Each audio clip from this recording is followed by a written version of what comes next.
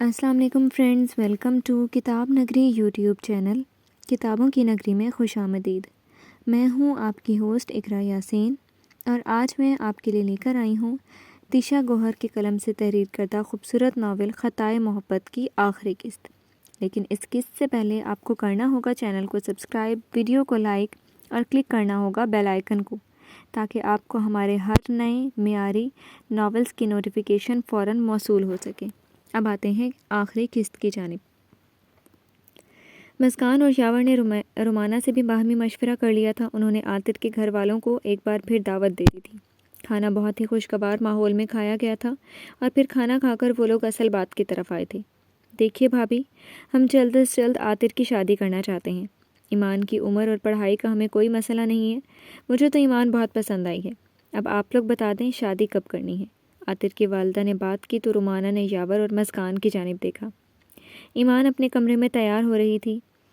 اصل میں آنٹی، ایمان کا کہنا ہے کہ وہ انٹر کے بعد ہی شادی کرنا چاہے گی۔ مسکان نے اپنی بہن کی بات ان تک پہنچا دی تھی۔ انٹر تک تو بیٹا 1.5 سال کا عرصہ ہے۔ میں اب زیادہ انتظار نہیں کرنا چاہتی۔ کیوں نہ ایسا کریں کہ اس کے فرسٹ ایئر کے ایگزامز ہوتے ہی شادی کر دیں۔ ابھی منگنی کر لیتے ہیں، ویسے بھی وہ جتنا پڑھنا چاہتی ہے ہماری طرف سے کوئی رکاوٹ نہیں ہے۔ مسکان نے کچھ دیر سوچا، پھر میں اس سے مشورہ کر کے آتی ہوں کہہ کر ایمان کے پاس چلی گئی۔ وہ اپنے ہونے والے سسرال کی موجودگی میں اپنے کمرے میں گوشہ نشین ہو کر بیٹھی تھی۔ مسکان اندر آ کر اس کے پاس بیٹھی۔ عاطر کی مدر چاہتی ہیں کہ انٹر کے بعد نہیں بلکہ فرسٹ ایئر کے ایگزامز کے بعد ہی شادی ہو جائے، اور ویسے بھی 1 سال سے کیا فرق پڑے گا، مجھے تو منظور ہے، تم بتاؤ۔ مسکان نے صاف صاف بات کی تو ایمان کے ہونٹوں پر مسکان آ گئی۔ جیسے آپ کی مرضی، لیکن آپ ہی مجھے ڈر لگ رہا ہے۔ ساتھ ہی اس کے چہرے پر فکر کے آثار نمودار ہوئے۔ ڈرنے کی کیا بات ہے؟ اتنا اچھا سسرال مل رہا ہے تمہیں، اور عاطر ارمغان بہت نائس اور ڈیسنٹ انسان ہے، تمہیں بہت خوش رکھیں گے۔ پڑھائی کا شوق بھی پورا کرتی رہنا۔ پھر ہم ڈیٹ فائنل کر لیں؟ ایمان نے اس بات میں سر ہلایا۔ مسکان نے اسے گلے سے لگا کر پیار کیا اور دوبارہ مہمانوں کے پاس آ گئی۔ ہمیں منظور ہے۔ سب کے چہروں پر مسکراہٹ پھیل گئی تھی، خاص طور پر عاطر کے۔ وہ بہت خوش لگ رہا تھا۔ مسکان نے سب کا منہ میٹھا کروایا، اور پھر عاطر کی والدہ کے کہنے پر ایمان کو بھی بلوایا گیا۔ انہوں نے ایمان کو عاطر کے ساتھ والے صوفے پہ بٹھایا اور آنکھوں میں اشارہ کیا۔ عاطر نے فوراً جیب سے کالے رنگ کی مخملی ڈبیا نکالی اور اس میں موجود بہت خوبصورت سونے کی انگوٹھی ایمان کی انگلی میں ڈالی، جس کے درمیان میں 3 ننھے سے ہیرے لگے تھے۔ سب نے ایک دوسرے کو مبارکباد دی، اور یوں ایمان عاطر کے نام ہو گئی۔ مسکان کی پریگننسی کے باوجود ایمان کی شادی کی ہر شاپنگ وہ خود کرنا چاہتی تھی۔ اس سلسلے میں رومانہ بھی اس کے ساتھ تھی، اس لیے یاور کو پریشانی نہیں ہو رہی تھی۔ لیکن اس کی طبیعت کے بارے میں وہ خاصا محتاط رہتا تھا۔ اس کے آرام اور خوراک کا خیال رومانہ رکھتی تھی، لیکن وہ پھر بھی ان سب چیزوں سے غافل نہیں رہتا تھا۔ کبھی کبھی وہ سوچا کرتا تھا کہ وہ اتنا کیسے بدل گیا، مسکان کی محبت نے اسے کیسے اتنا بدل دیا، لیکن یہ بدلاؤ اسے اچھا ہی لگتا تھا۔ ساتھ ہی اسے مسکان پہ پیار بھی آتا تھا، جس کا اظہار وہ وقتاً فوقتاً کرتا رہتا تھا۔ اس کے والہانہ نظروں کے اثار میں کبھی کبھی وہ شرما جاتی تھی، اور کبھی خود ہی اس کی پناہوں میں سمٹ جاتی تھی۔ کچھ عرصے سے وشما اور میرال کی جانب سے بالکل خاموشی تھی۔ یہ اچھی نشانی تھی، شاید انہیں سبق حاصل ہو گیا تھا، مگر ابھی بھی یاور کے دل میں میرال کی وہ آخری دھمکی بار بار ایک انجانا سا خوف پیدا کرتی تھی۔ اسے مسکان سے جنون کی حد تک محبت تھی، اور وہ اس کے بغیر ایک پل بھی رہنے کا تصور نہیں کر سکتا تھا۔ پریکٹیکل سوچ رکھنے کے باوجود مسکان کی محبت میں وہ اپنی ضد اور انا بھی بھلا دیا کرتا تھا، ورنہ وہ کبھی کسی کے سامنے نہیں جھکا تھا، اپنے ڈیڈ کے سامنے بھی نہیں۔ آہستہ آہستہ وقت گزرتا جا رہا تھا، اور یوں دنوں سے ہفتے اور ہفتوں سے مہینے گزرنے لگے۔ زندگی اچھی گزر رہی تھی، سب کچھ ٹھیک چل رہا تھا۔ رومانہ ڈیلیوری تک کے لیے مسکان کے پاس ہی رک گئی تھی۔ وہ اپنے پوتے کی صورت دیکھے بغیر واپس جانا نہیں چاہتی تھی۔ اس دوران شہباز علی سکندر بھی کبھی کبھار چکر لگا لیا کرتے تھے۔ پوتے کی خوشی ہی ایسی تھی۔ یوں بھی وہ یاور سے زیادہ عرصہ ناراض نہیں رہ سکتے تھے۔ ایمان کے فائنل ایگزامز ہونے والے تھے، اور آج کل اسے چند دنوں کی چھٹیاں تھیں، اس لیے وہ مسکان کے پاس ہی تھی۔ 2 مہینوں بعد اس کا چھوٹا بھانجا دنیا میں آنے والا تھا۔ اپنی شادی کی شاپنگ کے ساتھ ساتھ وہ اپنے ننھے بھانجے کی شاپنگ بھی کیا کرتی تھی۔ انہی دنوں میں ایک روز ایمان اور مسکان بازار گئی تھیں۔ رومانہ کی طبیعت کچھ ناساز تھی، اس لیے مسکان اور ایمان دونوں ہی نکل آئی تھیں۔ مسکان کا ارادہ ڈاکٹر سے چیک اپ کروا کے ایمان کے ساتھ بازار جانے کا تھا۔ ڈاکٹر نے بتایا تھا کہ پریشانی کی کوئی بات نہیں ہے، بچہ بالکل ٹھیک ہے، اور مسکان بھی، بس اپنی خوراک اور آرام کا خیال رکھیں۔ کلینک سے نکل کر وہ ایک شاپنگ مال میں آ گئی تھیں۔ سب سے پہلے وہ ایک بیبی شاپ میں گھسیں۔ ماں بننے کی خوشی ہی الگ ہوتی ہے۔ مسکان کو بہت شدت سے اپنی اولاد کا انتظار تھا۔ 1 گھنٹہ مال میں گزار کر اور اپنی پسند کی چیزیں لے کر وہ دونوں نے واپسی کی راہ لی۔ ابھی ان کی گاڑی گھر سے آدھا گھنٹہ دور تھی کہ ایک جانب سے بہت بڑا ٹرک آیا اور سیدھا ان کی گاڑی کو ہٹ کر کے گزر گیا۔ ڈرائیور نے بروقت سپیڈ بڑھا کر ٹرک کو ڈاج کرنے کی کوشش کی تھی، لیکن گاڑی کا پچھلا حصہ بہت بری طرح متاثر ہوا تھا۔ گاڑی کو بہت زور کا جھٹکا لگا تھا۔ ڈرائیور کو سر پر اچھی خاصی چوٹ آئی تھی اور وہ بے ہوش ہو گیا تھا، جبکہ ایمان کو بھی چند ایک چوٹیں لگی تھیں، مگر وہ ہوش میں ہی تھی۔ اس نے اپنا چکراتا ہوا سر تھامتے ہوئے مسکان کی طرف دیکھا اور اسی لمحے اس کی چیخیں نکل گئی تھی۔ مسکان بے ہوش ہو چکی تھی اور اس کے ماتھے سے خون بہہ رہا تھا۔ ایمان نے عجلت میں اپنا فون ڈھونڈا اور یاور کو کال بنانے کی کوشش کی۔ اس کا دل زور زور سے دھڑک رہا تھا اور ہاتھ بری طرح سے کانپ رہے تھے۔ اس کی آنکھوں سے آنسو جاری تھے، مگر اسے خود بھی اپنی حالت کا اندازہ نہیں تھا۔ یاور نے کی کال اٹھاتے ہی ایمان رونے لگی تھی۔ یاور اس کا رونا سن کر ایک دم گھبرا گیا تھا۔ کیا ہوا ایمان؟ یاور بھائی آپی، اس سے اتنا ہی بولا گیا تھا۔ یاور کو لگا جیسے اس کے پیروں کے نیچے سے زمین نکل گئی ہو۔ وہ فوراً اپنے آفس سے ضروری میٹنگ چھوڑ کر نکلا تھا، ساتھ ہی اس نے عاطر کو بھی فون کر دیا تھا۔ مسکان کے فون کی لوکیشن ڈھونڈنے میں یاور کو چند سیکنڈز لگے تھے۔ اس کے وہاں پہنچنے تک ایمبولینس ان تینوں کو ہسپتال لے جا چکی تھی۔ وہ بھی وہیں پہنچ گیا۔ پوچھتے پچھاتے اس نے ایمان کو ڈھونڈ لیا۔ وہ ابھی تک گھبرائی ہوئی تھی اور رو رہی تھی، اس کی پٹی ہو رہی تھی۔ مسکان کہاں ہے؟ یاور کو سب سے پہلے اسی کی فکر ہوئی تھی۔ گھبراہٹ اور پریشانی کے باوجود اس نے اپنے آپ کو قابو میں رکھنے کی پوری کوشش کی تھی۔ ایمان کو ہوش میں دے کر عاطر نے فوراً ڈرائیور کا پتہ کیا تھا۔ اس کی بھی مرہم پٹی کی جا رہی تھی، مگر خطرے کی کوئی بات نہیں تھی۔ البتہ ٹرک نے جس جانب سے گاڑی کو ہٹ کیا تھا اس رخ پہ مسکان ہی موجود تھی۔ اس کی حالت کا ابھی تک پتہ نہیں چل رہا تھا۔ ایمان سے پوچھ کر معلوم ہوا کہ مسکان کو ایمرجنسی میں سرجری روم میں شفٹ کر دیا گیا ہے۔ ڈاکٹر سے مل کر یاور نے ضروری ڈاکیومنٹس پہ سائن وغیرہ بھی کر دیا تھا۔ ڈاکٹر کی اطلاع کے مطابق اس کی حالت تشویشناک تھی۔ اسے چوٹیں تو آئی تھیں، مگر زیادہ مسئلہ اس کے حاملہ ہونے کی وجہ سے تھا۔ انہیں فوراً آپریٹ کرنا پڑا۔ یاور کا دماغ سائیں سائیں کر رہا تھا۔ اس وقت وہ اتنی پریشانی میں تھا کہ شاید ہی کبھی ہوا ہوگا۔ معاملہ اس کی بیوی اور بچے کا تھا۔ اس نے فوراً پولیس میں موجود اپنے دوستوں سے مدد لی اور اس ٹرک والے کو پکڑنے کا کہا۔ اس کا بس نہیں چل رہا تھا کہ اس ٹرک ڈرائیور کی جان لے لیتا۔ جلدی جلدی فون کر کے اس نے رومانہ کو بھی اطلاع دے دی تھی۔ کچھ دیر بعد عاطر کی فیملی سمیت وہ بھی وہاں موجود تھیں۔ 2 گھنٹے کے طویل انتظار کے بعد ڈاکٹرز نے بتایا کہ اس کے ہاں بیٹا ہوا ہے، لیکن پری میچور ہونے کی وجہ سے اسے سانس کا مسئلہ درپیش ہے، اس لیے کچھ وقت اسے ICU میں رکھا جائے گا۔ یاور کا سانس اب بھی اوپر نیچے تھا۔ مسکان کی حالت ٹھیک نہیں تھی۔ سب سے زیادہ اسے مسکان کی فکر تھی۔ ڈاکٹرز اپنی پوری کوشش کر رہے تھے، مگر اس کا خون بہت بہہ چکا تھا۔ سر پہ کافی گہری چوٹ لگی تھی اور ایک بازو میں فریکچر ہو گیا تھا۔ ڈرائیور کی احتیاط سے ان کی جانیں بچ گئی تھیں، مگر جو نقصان ہونا تھا وہ ہو گیا تھا۔ وہ مسکان کے پاس سے جانا نہیں چاہتا تھا، مگر ٹرک ڈرائیور کے پکڑے جانے کی اطلاع ملتے ہی اس سے رہا نہ گیا۔ کافی اجرت میں وہ ہسپتال سے نکلا تھا۔ اس کا رخ تھانے کی جانب تھا۔ یاور کے پہنچتے ہی اس کا دوست ASP کمال واسطی نے مجرم اس کے سامنے پیش کر دیا۔ یاور نے آؤ دیکھا نہ تاؤ اور ایک زوردار مکہ اس کے جبڑے پہ جڑ دیا۔ وہ لڑکھڑا کر پیچھے کی جانب گرا تھا۔ اس کے بعد یاور نے اس پر لاتوں کی بارش کر دی تھی۔ وہ غصے سے پاگل ہو رہا تھا۔ کمال واسطی نے اسے بہت مشکل سے قابو کیا تھا۔ اسے انٹیروگیشن روم میں لے جاؤ۔ کمال واسطی کے اشارے پر پولیس اہلکار اس مجرم کو دوبارہ تفتیشی کمرے میں لے گئے تھے اور یاور کمال واسطی کے سامنے بیٹھ کر اپنی پھولی ہوئی سانسوں کو بحال کرنے لگا۔ میں نے اس سے تفتیش تو کی ہے، پر اس کا کہنا ہے کہ وہ نیند میں تھا، اس لیے اس سے غلطی ہوئی، جبکہ اس کا بلڈ سیمپل بھی ٹیسٹ کے لیے بھجوا دیا ہے، تاکہ اگر وہ کسی نشہ آور چیز کے زیر اثر تھا تو پتہ چل جائے۔ لیکن میری چھٹی ہسٹری کہہ رہی ہے کہ یہ کام اس سے کروایا گیا ہے۔ اس کے فون کی ہسٹری بھی میں نے نکلوا لی ہے۔ ایک نمبر مجھے مشکوک لگ رہا ہے۔ یہ نمبر اس کے ایک پرانے ساتھی بابی کا ہے، جو تمہارے آگ والے کیس میں انوالو تھا۔ ہو سکتا ہے کہ اس نے تم سے بدلہ لینے کے لیے کیا ہو، اور اس میں کوئی اور بھی انوالو ہو سکتا ہے۔ تمہیں کسی پہ شک ہے یا حال ہی میں کسی نے کوئی دھمکی وغیرہ دی ہو؟ کمال واسطی کی بات سن کے یاور کے ذہن میں ایک آواز گونجنے لگی تھی۔ اس کے دل نے گمان کرنا چاہا تھا کہ کاش وہ اس سب میں شامل نہ ہو، لیکن شک دور کر لینا چاہیے تھا۔ وہ فوراً اٹھا اور کمال واسطی کو مزید کارروائی کا کہہ کر نکل آیا۔ اس کا رخ وشما کے گھر کی جانب تھا۔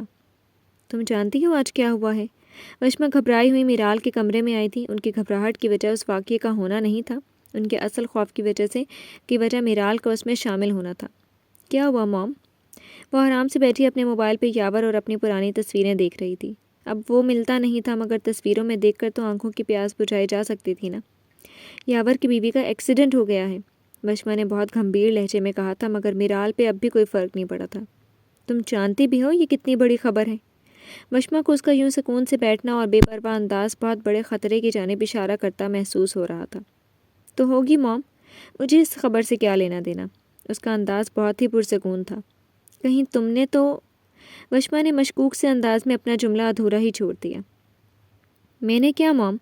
یاور مجھے اپنی زندگی سے اور ہمیں اپنے بزنس سے نکال چکا ہے، اب اس کی زندگی میں کچھ بھی ہو مجھے فرق نہیں پڑتا۔ ماں کو بظاہر وہ مطمئن جواب دے چکی تھی، مگر وشما کے دل میں اب بھی کہیں دھڑکا موجود تھا۔ میرال ٹھیک ٹھیک بتاؤ، کہیں اس سب میں تمہارا ہاتھ تو نہیں؟ وہ ماں بننے والی تھی، اگر اسے کچھ ہوا تو یاور تمہیں چھوڑے گا نہیں۔ وشما نے اسے سچ اکلوانے کی آخری کوشش کی۔ کیا ہو گیا موم آپ کو؟ پچھلی بار اگر میرا کیا دھرا پکڑا گیا تو اس کا یہ مطلب تو نہیں کہ ہر بار اسے کچھ ہوگا تو اس میں میرا ہی ہاتھ ہوگا؟ کیا اس نے کبھی کسی کا کچھ نہیں بگاڑا؟ کیا اس کے اور دشمن نہیں ہیں؟ کوئی بھی ہو سکتا ہے، آپ مجھ پہ کیوں شک کر رہی ہیں؟ وہ بول ہی رہی تھی جب یاور دندناتا ہوا اندر آیا تھا اور اس نے سیدھا میرال کے کمرے کا ہی رخ کیا تھا۔ اندر آتے ساتھ ہی اس نے بغیر کسی لحاظ کے میرال کو بازوؤں سے پکڑ کر جھنجھوڑ ڈالا تھا۔ وہ کرانے لگی، اف یاور لیو می، مجھے تکلیف ہو رہی ہے۔ یاور کی انگلیاں اس کے گداز بازو میں دھس گئی تھیں اور اس کی گرفت مزید سخت ہوتی جا رہی تھی۔ شرافت سے بتا دو کہ تمہاری حرکت ہے نا؟ یاور نے بغیر ادھر ادھر کی گھمائے سیدھا سادہ سوال پوچھا تھا۔ کون سی حرکت؟ میرال کے چہرے پہ تکلیف کے آثار نمایاں تھے۔ مسکان ہاسپٹل میں ہے، اگر میری بیوی یا بیٹے کو کچھ ہوا تو تمہاری اگلی سانسیں بھی میں رکوں گا۔ وہ غصے سے دھمکی آمیز لہجے میں بول رہا تھا، اس کے ساتھ ہی اس نے جھٹکے سے میرال کے دونوں بازو اپنی گرفت سے آزاد کیے تھے۔ اچھے خاصے انگلیوں کے نشان پڑ چکے تھے۔ پاگل ہو گئے کیا؟ تمہاری بیوی کی قسمت خراب ہے تو اس میں ہمارا کیا قصور ہے؟ ہر بات کا الزام تم ہمیں دینے کیوں آ جاتے ہو؟ اس بار وشما آگے ہو کر غصے سے بولی تھی۔ اس کی قسمت بالکل ٹھیک ہے، لیکن آپ لوگوں کی نیت خراب ہے۔ وہ وشما کو جواب دے کر دوبارہ میرال کی جانب مڑا تھا۔ میں آخری بار وارننگ دے رہا ہوں میرال، اگر اس میں تمہارا ہاتھ ہوا تو ساری دنیا کے سامنے تمہیں منہ دکھانے کے قابل نہیں چھوڑوں گا میں۔ کیا ہے اس معمولی سی میں جو تم یوں دیوانے ہوئے پھرتے ہو؟ میری محبت تمہیں نظر نہیں آتی؟ پتہ نہیں کون سا جادو کیا اس نے تم پہ، جو اس کی 2 دن کی محبت میری سالوں کی محبت سے زیادہ اہم لگنے لگی ہے تمہیں۔ شکل و صورت میں اس سے 1000 گنا خوبصورت ہوں میں، ہائی اسٹیٹس ہے میرا، کسی چیز کی کمی نہیں ہے، اور وہ غریب کم شکل لڑکی تمہیں مجھ سے زیادہ سوٹیبل لگتی ہے۔ میرال اس کے سامنے اپنے دل کی بھڑاس نکال رہی تھی۔ یہ اسٹیٹس تمہارے ماں باپ کی وجہ سے ملا ہے تمہیں، اور اچھی شکل ہونے میں تمہارا کوئی کمال نہیں ہے۔ تم صرف چلتی ہو کسی اور کے پاس خود سے بہتر دیکھ کر۔ میری نظروں میں ایک لوزر ہو تم، جس کے پاس دکھاوا ہے اور کچھ نہیں۔ اگر تم میں ذرا سی بھی عقل ہوتی تو دوسروں کی زندگی اچیرن کرنے کے بجائے اپنی زندگی بہتر بناتی۔ اپنے آپ کو مسکان سے کمپیئر مت کرو، کیونکہ تم اس کا مقابلہ نہیں کر سکتی۔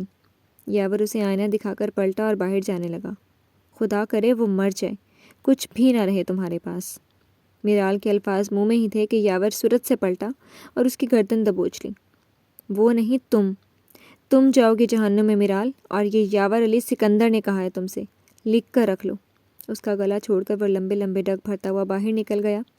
میرال کھانسنے لگے تو وشما اسے سنبھالنے اس کے قریب ہوئی اور اسے اپنے ساتھ لگایا۔ موم، اس نے میرے ساتھ اچھا نہیں کیا۔ وہ موم کے گلے لگ کر رونے لگی۔ وشما کینہ تو اس نظروں سے اس دروازے کو دیکھنے لگی جہاں سے ابھی یاور نکل کر گیا تھا۔ ان کی آنکھوں میں نفرت اور جلن تھی۔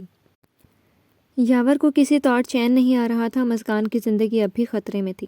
اس نے ایک نظر اپنے بیٹے کو ICU کے باہر سے دیکھا تھا، لیکن اس ننھی سی جان کو دیکھ کر بھی وہ خوش نہیں ہو پا رہا تھا۔ اس کی اپنی جان بہت مشکل میں تھی۔ وہ رات اس پہ اس رات سے بھی زیادہ بھاری ثابت ہوئی تھی جب اسے مسکان کے چھوڑ جانے کا یقین ہو گیا تھا۔ اس بچھڑنے اور اس بچھڑنے میں بہت فرق تھا۔ اس وقت ایک امید باقی تھی کہ وہ اسی دنیا میں ہے، کہیں نہ کہیں اسے مل ہی جائے گی، لیکن اگر اب کی بار اسے کچھ ہوا تو وصل اگلے جہان میں ہی ممکن تھا۔ اسے بار بار میرال کا آخری جملہ یاد آ رہا تھا۔ اس کا دل بھنور میں ڈوبتی کشتی جیسا ہو رہا تھا۔ ایک جانب اس کی بیوی تھی اور دوسری جانب اس کا نومولود بیٹا، دونوں اس کے پاس ہو کر بھی اس کے پاس نہیں تھے۔ اس رات یاور نے اللہ پہ ہی مکمل توکل کیا تھا۔ ساری رات وہ ہسپتال میں یہاں وہاں ٹہلتا رہا تھا۔ زندگی کبھی وفادار نہیں ہوتی، اور نہ ہی موت ذرا سی بھی مہلت دیتی ہے، لیکن یقین کی طاقت معجزے رونما کر دیتی ہے۔ صبح سویرے وہ ہسپتال کے مسجد مسلح پر بیٹھا اللہ سے التجا کر رہا تھا کہ جس نے اس کی زندگی کو زندگی بنایا ہے وہ سبب اس سے دور نہ ہو۔ کتنی دیر وہ آنسوؤں سے بے آواز روتا رہا تھا۔ مسجد سے آ کر وہ دوبارہ اس کے کمرے کے باہر رک گیا تھا۔ ایمان کو بہت کوشش کر کے بھی وہ گھر بھجوانے میں کامیاب نہیں ہو سکا تھا۔ اپنے چھوٹے سے بھانجے کی خوشی بھی اس کے لیے اس وقت تسلی کا باعث نہیں بن رہی تھی۔ اسے حوصلہ دیتے دیتے وہ اپنے آپ کو بہت مضبوط ظاہر کر رہا تھا، مگر اللہ کی بارگاہ میں وہ اپنا دل کھول کر بیٹھا تھا۔ بے شک زندگی اور موت اسی کے ہاتھ میں ہے، لیکن وہ چاہے تو کچھ بھی کر سکتا ہے۔ کچھ گھنٹے مزید انتظار کے بعد ڈاکٹر نے مزگان کی زندگی کی نوید سنا دی تھی۔ اس کا کب کا رکا ہوا سانس بحال ہوا اور تشکر کے آنسو اس کی آنکھوں سے رواں ہو گئے۔ رومانہ نے بھی شکر ادا کیا تھا۔ سب کا دھیان اب اس ننھے سے بچے کی جانب تھا جو یاور کا جانشین تھا۔ شہباز علی سکندر نے جب ایکسیڈنٹ کا سنا تو وہ خود بھی پہلی فلائٹ سے اسلام آباد پہنچے تھے۔ وہ ایئرپورٹ سے سیدھا ہسپتال آ گئے تھے۔ انہیں مزگان کی خیریت کے ساتھ پوتے کی خوشخبری بھی مل گئی تھی، مگر اسے دیکھنے کی خواہش پر اس کی نازک حالت کا بتایا تو ان کی خوشی میں جوش و خروش پہلے جیسا نہیں رہا۔ یاور نے انہیں ڈھکے چھپے لفظوں میں بتا دیا تھا کہ یہ میرال کی ہی حرکت ہے۔ گو وہ ابھی مان نہیں رہی تھی، مگر اس کا آخری جملہ بار بار یاور کو اسی جانب اشارہ کرتا سنائی دے رہا تھا کہ اس کے پیچھے میرال کا ہی ہاتھ ہے۔ یاور علی سکندر کی بیوی کا ایکسیڈنٹ کوئی معمولی خبر نہیں تھی۔ بے شک مزگان میڈیا سے دور ہی رہتی تھی اور یاور خود نجی زندگی کو میڈیا کی سرخیاں بننے نہیں دیتا تھا، مگر اس بار اس نے اس خبر کو دبانے کی کوشش نہیں کی۔ وہ یاور علی سکندر تھا، اپنا بدلہ لیے بغیر پیچھے نہیں ہٹ سکتا تھا، اور خاص طور پر تب جب اس کی زندگی داؤ پر لگی تھی۔ اسی روز شام کو وہ کمال واسطی سے ملا اور کمال نے اسے ساری تفصیلات سے آگاہ کیا۔ اس کے بلڈ سیمپل میں ڈرگز کی تصدیق ہو گئی ہے اور اس حساب سے سارا الزام اسی کے سر آ رہا ہے، لیکن جو چیز مجھے مشکوک لگ رہی ہے وہ یہ ہے کہ اس کی گزشتہ 2 مہینے کی لوکیشن ہم نے پتہ کروائی ہے، اور مجھے یہ سمجھنے میں بالکل بھی دیر نہیں لگی کہ ہر وہ جگہ جہاں بھابھی موجود تھی ان سے کچھ فاصلے پر اس کا ڈرگز اکثر جگہوں پہ دیکھا گیا ہے۔ اس کے علاوہ ایک موٹر سائیکل سوار ہمیشہ ان کا پیچھا کرتا تھا، یہ میں نے مختلف جگہوں کی CCTV سے پتہ چلوایا ہے، اور جس شخص کو اس نے ہٹ کرنے سے پہلے آخری بار کال کی تھی وہ 7 سیکنڈ کی تھی۔ اس کا ریکارڈ بھی منگوا لیا ہے میں نے، اور ریکارڈنگ کے مطابق اسے کسی کا حکم ملا تھا۔ حکم دینے والا وہی آدمی ہے جو تمہارے کسی کنسٹرکشن سائٹ پر آگ لگانے میں ملوث تھا۔ اس کا بھی کال ریکارڈ میں نے منگوا لیا ہے۔ کہانی تھوڑی لمبی ہے، لیکن اس کے بھی 3-4 لنکس ٹریس کرنے کے بعد مجھے جس کا نمبر ملا، جانتے ہو کس کا ہے؟ ایک عورت کا۔ کمال کی بات سنتے ہی یاور کا شک سیدھا میرال کی طرف گیا تھا۔ اب تو اسے کوئی شک نہیں رہا تھا کہ یہ کام میرال کا ہی تھا۔ میرے پاس اس کی ریکارڈنگ ہے جس میں وہ اس سے اس کام کی ڈیل کر رہی تھی۔ مجرم اس قسم کی کالز ریکارڈ میں رکھتے ہیں تاکہ اگر انہیں کلائنٹ مروانے کی کوشش کریں تو انہیں بلیک میل کیا جا سکے۔ میں وہ آواز سنواتا ہوں تمہیں، شاید تم پہچان لو۔ کمال نے ایک پولیس والے کو اشارہ کیا تو اس نے ریکارڈنگ پلیئر آن کر کے ان کے درمیان رکھ دیا۔ ساری رقم مل جائے گی لیکن وہ زندہ نہیں بچنی چاہیے۔ اس جملے کو سنتے ہی یاور کو 1000 واٹ کا کرنٹ لگا تھا۔ یہ میرال کی آواز نہیں تھی۔ وہ ایک دم سے سناٹے میں آ گیا تھا۔ اتنا بڑا قدم اگر میرال اٹھاتی تو یاور کو اتنا بڑا دھچکا نہ لگتا، لیکن وہ وشما کی آواز تھی، اس کی پھپھو، اس کے باپ کی سگی بہن۔ اس نے یہ جانتے ہوئے کہ مسکان اس کے بچے کو جنم دینے والی ہے، اسے مروانے کی سازش کی تھی۔ میرال کے دل میں یاور کا خیال ڈالنے والی بھی وہی عورت تھی۔ اپنے مقصد کو حاصل کرنے کے لیے وہ اس حد تک بھی جا سکتی تھی، یاور نے کبھی نہیں سوچا تھا۔ وہ غلط انسان پہ نظریں گاڑے بیٹھا تھا۔ اس کی مٹھیاں سختی سے بھنچ گئی تھیں اور ہونٹ اتنی سختی سے ایک دوسرے میں پیوست ہوئے تھے کہ ہونٹ سفید پڑنے لگے تھے۔ اس کے سارے جسم کی رگیں ابھر کر نظر آ رہی تھیں۔ بہت اچھے سے پہچان گیا ہوں یہ آواز۔ اب ان لوگوں کی بربادی کے دن شروع ہو چکے ہیں۔ یاور کی آنکھیں اس وقت لہو رنگ ہو رہی تھیں اور نظروں کے سامنے وشما کا عیار اور مکار چہرہ تھا۔ کمال واسطی نے اس کیس میں یاور کی ہر ممکن مدد کی تھی۔ سب سے پہلے یاور نے میڈیا میں پریس کانفرنس کرتے ہوئے یہ بیان دے دیا تھا کہ یہ سازش اس کی سگی پھپھو کی رچی ہوئی ہے، اور یہ کہ اگر اس کے بچے کو کوئی نقصان پہنچتا ہے تو اس کی ذمہ دار بھی وہی ہوں گی۔ اس کے علاوہ ان کے پچھلی کرتوت جو اس نے مرجر ختم کرتے وقت چھپا لیے تھے وہ بھی دنیا کے سامنے کھول دیے تھے۔ اتنے بڑے اسکینڈل کا سہنا اسحاق افندی اور وشما کے لیے ناگزیر تھا۔ وشما کے وہم و گمان میں بھی نہیں تھا کہ یاور اسے یوں ایکسپوز کر دے گا، وہ بھی دنیا کے سامنے۔ اپنی تھی انہوں نے بہت صفائی سے یہ کام کروایا تھا، لیکن جرم کتنا ہی چھپ کر کیوں نہ ہو سامنے آ ہی جاتا ہے۔ یاور دھمکی دے کر گیا تھا اور اس نے ان کے لیے دنیا میں منہ دکھانے کی کوئی جگہ نہیں چھوڑی تھی۔ ہر جانب سے ان پہ تھو تھو ہو رہی تھی۔ اگر وہ اس کی پھپھو نہ ہوتی تو معاملہ بزنس اپوننٹ کا سمجھا جا سکتا تھا، مگر اب ساری بساط ہی الٹ چکی تھی۔ اس بار شہباز علی سکندر نے بھی چپ سادھ لی تھی۔ ان کا پوتا ابھی تک ICU میں تھا۔ اگلا ہفتہ سب کے لیے بہت خطرناک ثابت ہوا تھا۔ اسحاق افندی سے تمام انویسٹرز نے اپنی اپنی رقم وڈرا کرنے کا مطالبہ کر دیا تھا۔ اتنے بڑے اسکینڈل نے ان کی ساکھ اور ان کا نام تباہ کر کے رکھ دیا تھا۔ پہلے یہ مرجر ٹوٹنے کے بعد ان کے لیے کافی کڑا وقت آیا تھا اور اس اسکینڈل نے رہی صحیح کسر بھی پوری کر دی تھی۔ غصے میں بھناتے ہوئے انہوں نے وشما کو طلاق دے دی۔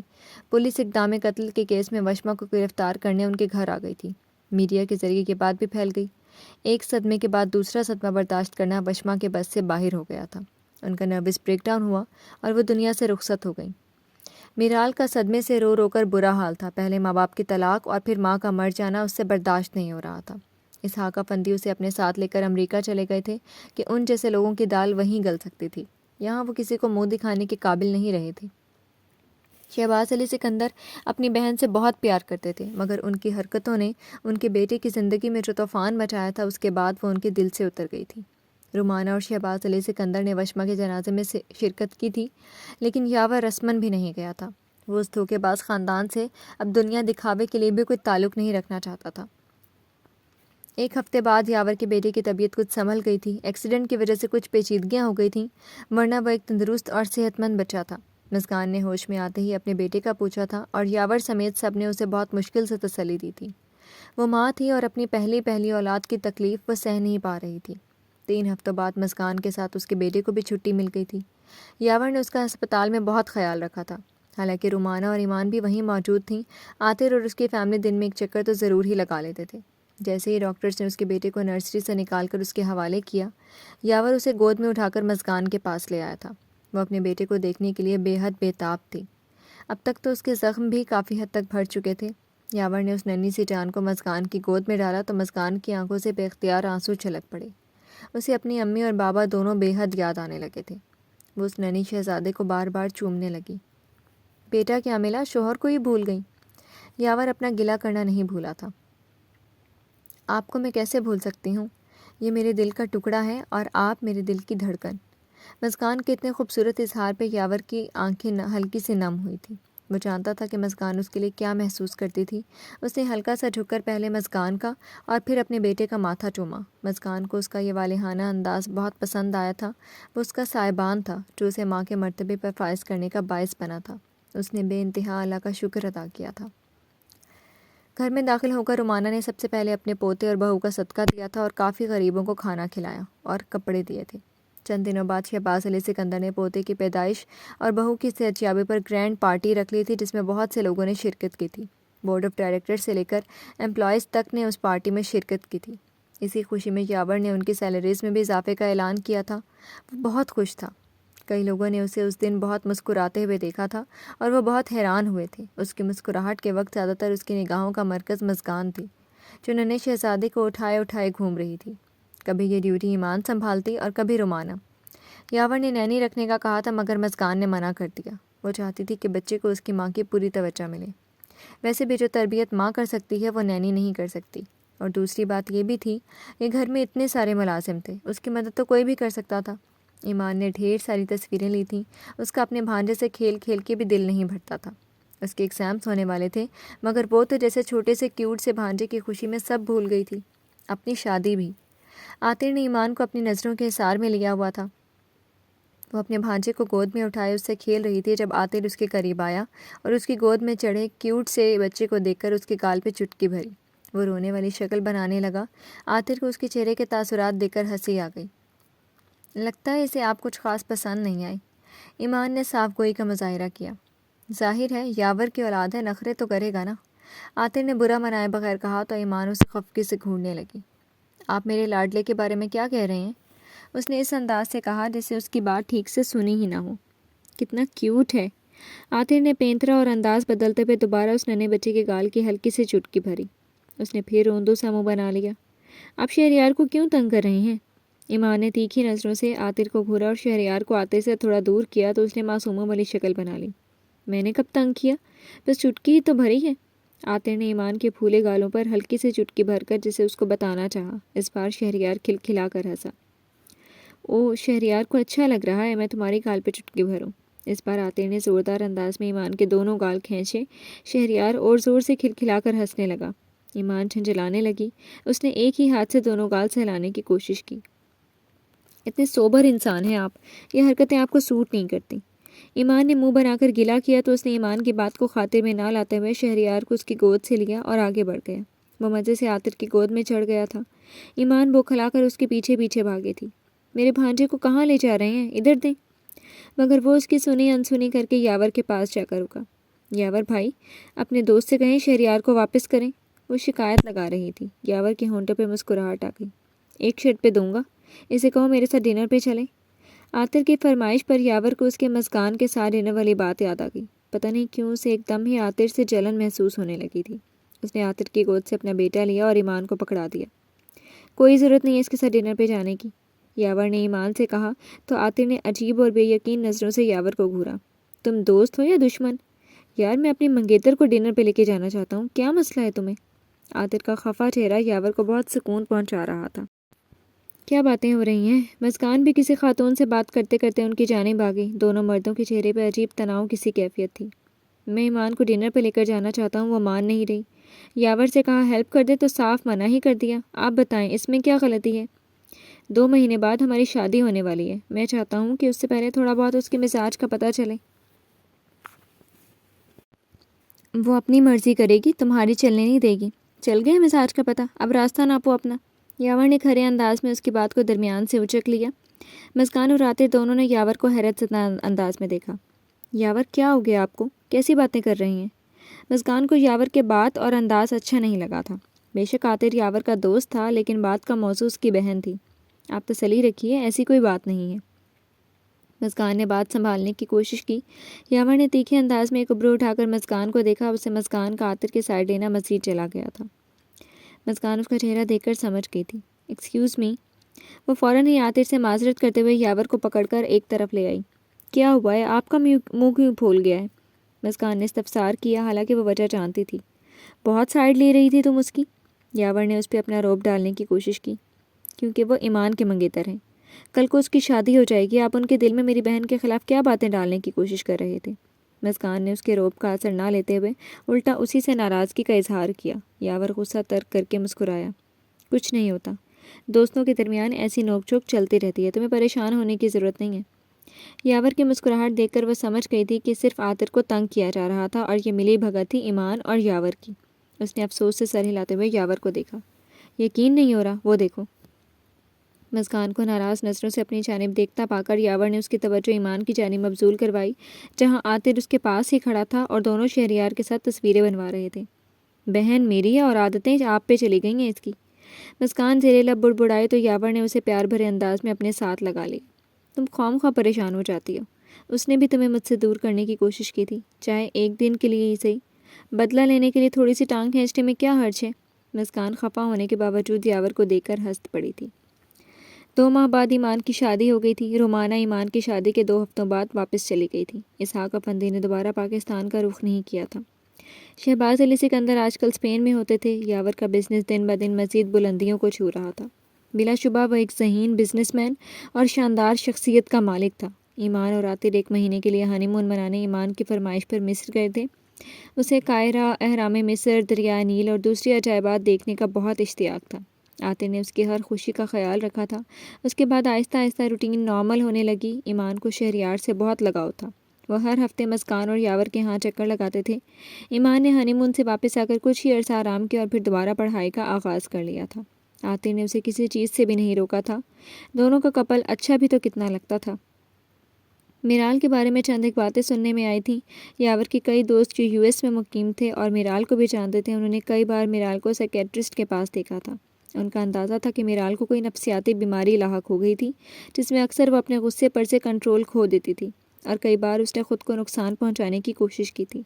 اس کے بعد اسے دماغی امراض کے ہسپتال میں داخل کروانا پڑا تھا۔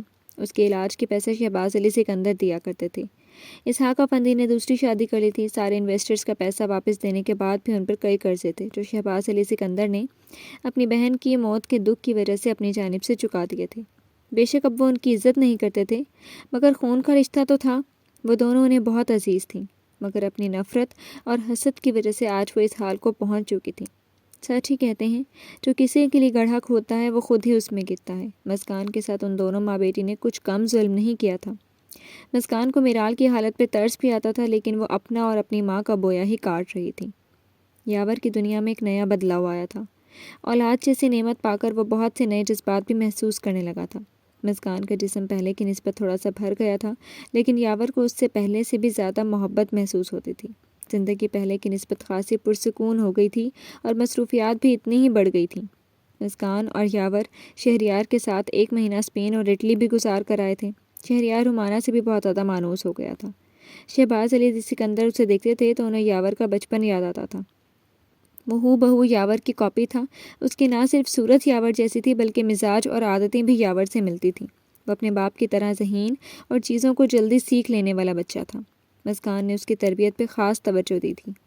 دوسرے بچوں کی نسبت وہ موبائل، ٹیب اور ٹی وی وغیرہ کی جگہ بھاگ دوڑ والے کھیل پسند کرتا تھا اور مسکان کا سارا وقت اسی میں گزرتا تھا۔ اسے ہر اچھی بری بات کا فرق بتانا، مضر چیزوں کو اس سے دور رکھنا اور اس کا دھیان صحت افزا چیزوں کی طرف لگانا مشکل تو تھا مگر ناممکن نہیں تھا۔ کافی حد تک وہ ان سب میں کامیاب بھی رہی تھی۔ 4 سال بعد رات 11 بجے کا وقت ہو گیا تھا اور وہ دونوں باپ بیٹا ابھی تک سوئمنگ پول میں تیراکی کر رہے تھے۔ یاور نے پچھلے سال ہی مسکان کے اصرار پر اسے اسکول میں داخل کروا دیا تھا۔ مسکان نے شہریار کی روٹین بہت اصولی رکھی تھی۔ کچھ عمل دخل اس میں یاور کا بھی تھا۔ 10 بجے تک شہریار کو روزانہ سلا دیا جاتا تھا، لیکن آج وہ یاور کے ساتھ تھا اور ابھی تک جاگ رہا تھا۔ یہ عیاشی اگلے دن اتوار ہونے کی وجہ سے منائی جا رہی تھی۔ جب مسکان کمرے میں داخل ہوئی تو کمرہ بالکل خالی تھا۔ پول کی جانب سے ہنسنے کی آوازیں آ رہی تھیں۔ مسکان نے پول سائڈ کا رخ کیا۔ یاور اور شہریار دونوں نے شارٹس پہنی ہوئی تھیں اور پول کے اندر کھیل رہے تھے۔ شہریار ایک سوئمنگ رنگ میں تھا جو پانی میں ڈوبنے سے بچائے رکھتا ہے۔ یاور بھی ساتھ ہی تھا مگر پھر بھی احتیاط رکھی گئی تھی، وہ ابھی چھوٹا ہی تھا۔ آپ دونوں کا کھیل مکمل ہو گیا تو باہر نکل آئیں، رات بہت ہو گئی ہے۔ مسکان نے ڈپٹنے کی کوشش کی۔ ڈیڈ مجھے تیرنا سکھا رہے ہیں موم، آپ بھی آ جائیں، بہت مزہ آ رہا ہے۔ شہریار کو بہت اچھا لگ رہا تھا اور اس کا باہر نکلنے کا بالکل بھی موڈ نہیں تھا۔ یہی حال یاور کا بھی تھا۔ اپنے بیٹے کے ساتھ وہ کہیں سے بھی اسکندر گروپ آف کمپنیز کا آنر نہیں لگ رہا تھا۔ جب وہ شہریار کے ساتھ ہوتا تھا تو اس کی مسکراہٹوں کے ساتھ ساتھ اس کی ہنسی بھی سنائی دیتی تھی۔ یاور پلیز آپ تو خیال کریں، باہر آئیں آپ دونوں۔ مسکان نے پھر انہیں باہر بلانا چاہا۔ کیا خیال ہے آپ کی موم کو بھی سوئمنگ کروائیں؟ یاور نے شرارت سے بیٹے کو دیکھتے ہوئے کہا تو وہ ایکسائٹڈ ہو کر اس بات میں سر ہلاتے ہوئے ہنسنے لگا۔ وہ اپنے باپ کو بہت غور سے دیکھ رہا تھا جو آہستہ سے پول کی سیڑھیاں چڑھتے ہوئے مسکان کی طرف ہی جا رہا تھا۔ یاور مسکان کے بالکل مقابل آ کر کھڑا ہو گیا۔ شرارت سے مسکراتے ہوئے اس نے مسکان کو دیکھا۔ مسکان اس کا ارادہ بھانپتے ہوئے دوسری جانب بھاگی تھی، لیکن اس کے بھاگنے میں ذرا سی دیر ہو گئی تھی۔ یاور نے اسے پول میں دھکا دے دیا تھا اور خود بھی دوبارہ پانی میں کود گیا۔ وہ چھپاک سے پانی میں گری اور پوری کی پوری بھیگ گئی۔ اس نے اپنے چہرے اور بالوں سے پانی نکالنے کے لیے ہاتھ پھیرا تھا۔ آپ نے سارا گیلا کر دیا مجھے، وہ منہ پھلا کر بولی۔ یاور آہستہ سے تیرتے ہوئے اس کے پاس آیا اور ہتھیلی کی اوک میں پانی بھر کر اس پر پھینکا۔ اس کے دیکھا دیکھی شہریار نے بھی اس پہ پانی چھلکانا شروع کر دیا تھا۔ دونوں کھلکھلا کر ہنستے ہوئے اسے تنگ کر رہے تھے۔ وہ شہریار کو پکڑنے اس کی طرف بھاگی تو وہ یاور کے پیچھے چھپ گیا۔ نتیجتاً مسکان یاور کے سینے سے آ لگی۔ کیوں بچے پہ غصہ نکال رہی ہو؟ یاور نے اسے اپنے بازوؤں میں گھیر لیا۔ وہ اب بھی باپ کے پیچھے چھپا تھا اور مسکان پہ پانی چھلکانے سے باز نہیں آ رہا تھا۔ آپ شہد دے کر بگاڑ رہے ہیں اسے، مسکان نے اسے احساس دلانے کی کوشش کی۔ بگڑنے دو، شادی کے بعد خود ہی سدھر جائے گا میری طرح۔ یاور نے گھمبیر لہجے میں ایک بھیگی لٹ اس کے کان کے پیچھے کرتے ہوئے آہستہ سے مسکان کے کان میں آخری 2 الفاظ بولے تو وہ ہلکا سا شرماتے ہوئے بولی، آپ کہاں سدھرے ہیں، مزید بگڑ گئے ہیں آپ۔ یاور ہنسنے لگا اور ایک طرف سے مسکان کو پکڑ کر دوسری طرف شہریار کو پکڑا اور دونوں کو بھینچ کر اپنے گلے لگایا۔ اتنی پیاری فیملی ملے تو تھوڑا سا بگڑنے میں کیا حرج ہے، اس نے بہت محبت اور مان سے کہا تھا۔ تھوڑے کہاں، اچھے خاصے بگڑے ہوئے ہیں، مسکان نے محض مذاق کی نیت سے کہا تھا۔ یاور نے دونوں کو ذرا سا خود سے الگ کیا اور مسکان کو سنجیدگی سے دیکھا۔ مسکان کی دھڑکن تیز ہوئی، شاید برا مان گیا تھا۔ آپ کی موم مجھے بگڑا ہوا کہہ رہی ہیں؟ دیکھ کر وہ مسکان رہا تھا مگر کہہ شہریار سے رہا تھا۔ ڈیڈ از مائی ہیرو موم، شہریار نے مسکان سے کہا، پھر یاور کے گلے کے گرد اپنے دونوں ننھی بازو ڈال کر اس کا گال چوما۔ I love you dad. Love you dad? ادھر آؤ ذرا، سارا لو ڈیڈ کے لیے ہے، موم تو بس یوں ہی ہے نا۔ مسکان نے اس کی نقل اتاری اور اسے پکڑنے کو لپکی تو وہ پانی میں ٹانگیں چلاتا ہوا پھر سے یاور کے پیچھے چھپ گیا۔ But dad love you more mom, لیکن ڈیڈ آپ سے زیادہ پیار کرتے ہیں، وہ یاور کے پیچھے چھپتا ہوا شرارت سے مسکان کو کہہ رہا تھا۔ مسکان اسے پکڑنے کی کوشش کر رہی تھی اور یاور مسکان کو، تینوں ایک دوسرے کے ساتھ اٹکیلیاں کرتے ہوئے ہنس رہے تھے اور زندگی کی ایک اور پر رونق اور خوشیوں بھری رات انجوائے کر رہے تھے۔ اس رات کافی دیر تک ان تینوں کی شرارتیں آسمان پہ پھیلے تاروں نے بھی دیکھیں، وہ بھی ان کے ساتھ مسکرا رہے تھے۔ یادوں میں رقص کر، نہ تو خوابوں میں رقص کر، تو تا حیات آ میری باہوں میں رقص کر۔ جی تو فرینڈز، آج اس ناول کا اختتام ہو گیا ہے۔ کیسا لگا آپ کو یہ ناول؟ کمنٹ سیکشن میں اس ناول کے بارے میں اپنی رائے ضرور دیجیے گا۔ پھر حاضر ہوں گے نئے ناول کے ساتھ، تب تک کے لیے شکریہ، اللہ حافظ۔